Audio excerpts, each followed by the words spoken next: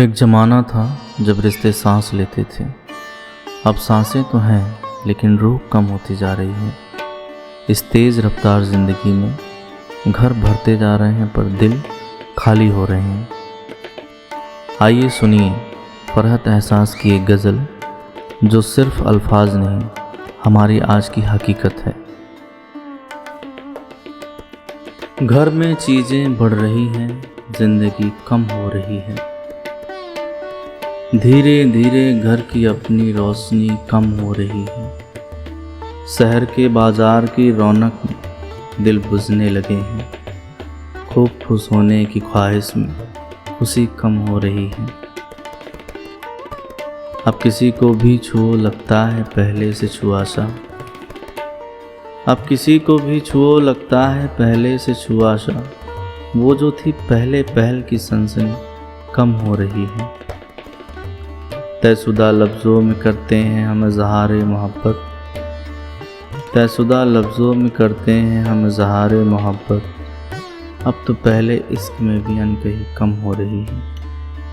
ले गया ये शहर उसको मेरे पहलू से उठाकर। ले गया ये शहर उसको मेरे पहलू से उठाकर। मुझको लगता है मेरी दीवानगी कम हो रही है। हुस्न का बाजार आना जाना भी कुछ बढ़ रहा है। हुस्न का बाजार आना जाना भी कुछ बढ़ रहा है। कुछ मेरी आँखों की भी पाकीज़गी कम हो रही है।